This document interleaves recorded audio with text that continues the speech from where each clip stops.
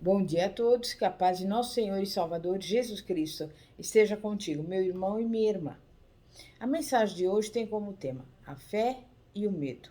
E nós vamos abrir a palavra de Deus no livro de Deuteronômio, capítulo 1, e eu vou ler do versículo 19 ao 21, que diz assim: Então partimos de Horebe e caminhamos por todo aquele grande e terrível deserto que vistes, pelo caminho das montanhas dos amorreus, como o Senhor nosso Deus nos ordenara, e chegamos a Cades Barneia. Então eu vos disse: Chegados sois às montanhas dos amorreus, que o Senhor nosso Deus nos dá. Eis aqui o Senhor teu Deus tem posto esta terra diante de ti. Sobe, apodera-te dela, como te falou o Senhor Deus. De teus pais não temas e não te assustes. Da mesma forma que as outras pessoas, o povo de Deus muitas vezes é atormentado pelo medo. Os discípulos que tinham a companhia de Jesus ficavam constantemente receosos das tempestades, das multidões, da pobreza, dos exércitos e da perda do líder. Isso lembra um dia em que Jesus mandou os discípulos atravessarem o mar da Galileia. A noite chegou e a tempestade veio. Os discípulos tiveram de lutar pela vida enquanto o barco era sacudido pelas ondas. Até quando viram Jesus se aproximando sobre as águas, ficaram aterrorizados. Pensaram que era um fantasma. Permitiram que o medo levasse a melhor. Em Davi, temos a história do poder da coragem, quando ele enfrentou o gigante. Mas na Bíblia, há histórias do poder do medo. A mais notável talvez seja da delegação de espias enviada a Canaã. A maioria não conseguiu enxergar a situação da terra com a perspectiva que Deus esperava que tivessem. Vejamos os princípios básicos do medo e a liberdade da fé. O medo ignora o plano de Deus. Os israelitas deveriam ter tomado posse de toda a abundância e plenitude que Deus lhes desejava dar. Porém, mesmo tendo caminhado pelo deserto, enfrentado poeira e desespero, fome e sede, não conseguiram cruzar a linha de chegada. Venceram o exército do Faraó, as ondas do Mar Vermelho e os desafios da jornada, mas não conseguiram enfrentar o último obstáculo, o medo. Pode ser que você também chegue ao limiar das maiores promessas de Deus, mas nunca vai procurar obter as bênçãos divinas se permitir que o medo lhe domine a vida. Deus, em seu plano divino, quer inúmeras riquezas para você, e somente o medo pode te impedir de tomar posse delas.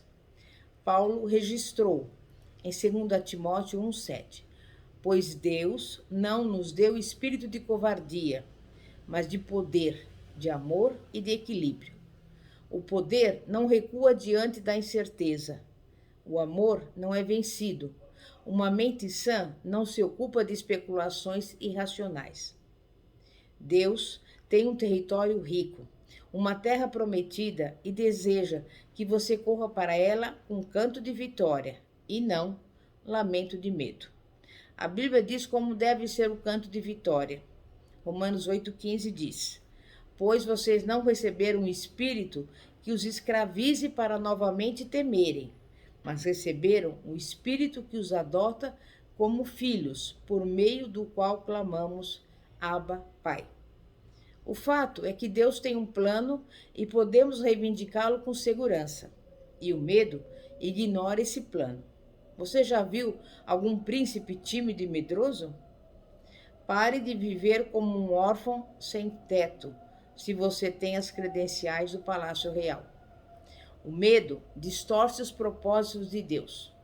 O medo distorce a nossa visão, rouba-nos a perspectiva. Veja que Moisés também disse isso ao povo. Veja que está escrito lá em Deuteronômio 1, versículos 27 e 28. e murmurastes nas vossas tendas e dissestes: porquanto o Senhor nos odeia, tirou-nos da terra do Egito para nos entregar nas mãos dos amorreus, a fim de nos destruir. Para onde estamos nós subindo? Nossos irmãos fizeram com que se derretesse o nosso coração, dizendo: maior e mais alto é o povo do que nós. As cidades são grandes e fortificadas até o céu. E também vimos ali os filhos dos Anaquins. O medo revela o pior de nós. Anuncia a reclamação, a desconfiança, a acusação e o desespero. Deus proporcionara ao povo de Israel a vitória sobre os egípcios, não é mesmo? Conduzira o povo pelo deserto, oferecera um novo plano de vida por meio dos mandamentos que dera a Moisés no Monte Sinai. E agora estava oferecendo uma propriedade, o presente de uma nova terra para construir uma nação. Por medo, entretanto, eles se escondiam nas tendas para reclamar das intenções de Deus.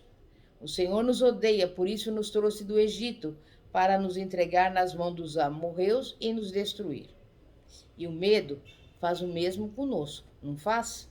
Os espias trouxeram uma imagem distorcida e contaminaram uma nação inteira. O medo é um exército de gigantes, porque se multiplica em muitos. Ao mesmo tempo, ele nos transforma em gafanhotos aos nossos próprios olhos. Perdemos de vista a promessa de poder, tudo naquele que nos fortalece. Perdemos a capacidade de ver as coisas na perspectiva real. O medo, e não o objeto dele, devora os seus anfitriões. O medo distorce a nossa percepção dos propósitos de Deus. Ele nos mostra a vida como se ela fosse uma sala de espelhos de um parque de diversão, só que sem a diversão. O medo desestimula o povo de Deus, porque o medo é contagioso. Quando você cede ao medo, transforma o mundo à sua volta num ambiente desencorajador. O medo nos faz exaurir a vitalidade das pessoas que amamos. Dos 12 homens que espiaram a terra, 10 voltaram com relatório negativo, o qual contagiou uma nação inteira por toda uma geração. As esperanças e os sonhos dos israelitas, terra, segurança, um novo começo, ficaram arruinados durante 40 anos pelo medo de 10 homens. O medo se recusa a crer nas promessas divinas. O desafio dos israelitas era o convite de Deus que os havia acompanhado por toda a jornada. De fato, Deus os chamou de filhos de Israel, e a Bíblia nos conta que ele os levou como se conduz uma criança. Havia-lhes guiado os passos, provido comida, o cuidado da sua proteção, e feito todo o possível para nutrir uma relação de amor e confiança plenas. Deus desejava que os filhos aprendessem um pouco da maravilhosa jornada que é segui-lo. Mas o aprendizado sempre implica em provas. Foi o que aconteceu quando escolheram os espias. Era uma prova que revelaria se realmente o povo confiava em Deus. Os filhos de Israel tinham tudo para se saírem bem na prova. Todavia, eles experimentaram um princípio que parece claro. A fé é como um recomeço. Havia gigantes diante deles, os quais não os deixaram enxergar o que Deus fizera no passado, o que estava fazendo no presente e a sua palavra sobre o futuro. Porque o medo se recusa a crer nas promessas de Deus. O medo desobedece os princípios de Deus. Porque o medo é a pura desobediência. Como o medo pode ser diferente da desobediência se esse nos deu tudo o que precisamos para andar na fé? Deus repete várias vezes na Bíblia: não temas. Quantas vezes será preciso Deus nos ordenar que não temamos? Pensem nisso. Quem sabe o que deve fazer o bem e não o faz, comete pecado. Tiago 4,17. Na próxima vez que você se sentir tomado pelo medo, lembre-se, junto com as demais promessas e garantias de Deus, de que viver com medo é viver em pecado. Deus nos deu princípios de fé que nos ajudam a viver com coragem, e a desobediência tem um alto preço. Para o povo de Israel, significou uma geração perdida. Então, como enfrentar o medo? Deus deseja que tão somente aceitemos os presentes que nos concede. E aqueles que se recusam a receber os presentes de Deus se condenam a viver uma vida irregular, errante e sem sossego, pelo deserto do emprego, da comunidade e dos sonhos fracassados. Campos de leite e mel estavam à espera, mas se contentaram com menos. Então, como enfrentar os nossos temores? Enfrente o seu medo com sinceridade. Se você quiser derrotar o medo, terá que fazer como Davi. Apanhe as pedras e avance com ousadia. Em primeiro lugar, entenda o que está na origem do seu medo.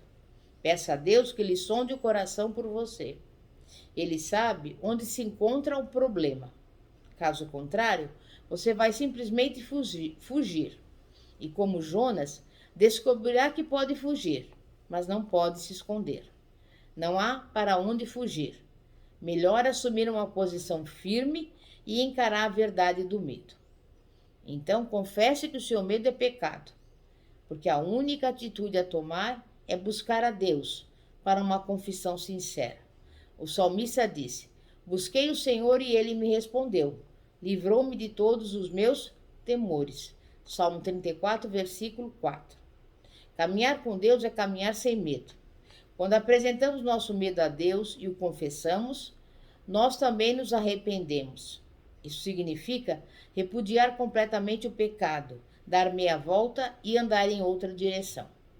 Em seguida, podemos olhar na direção dos passos que nos levam a vencer o medo.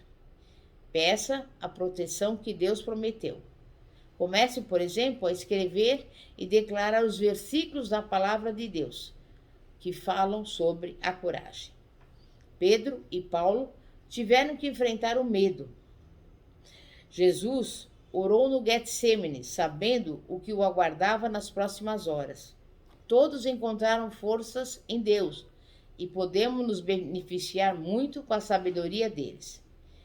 Cultive um relacionamento mais íntimo com Deus. Josué e Caleb eram homens diferentes, porque andavam com Deus em todos os seus caminhos. Isso fez com que pensassem e agissem de modo diferente e chegassem a conclusões diversas dos demais. Se você tem o temor de Deus, não temerá as coisas deste mundo.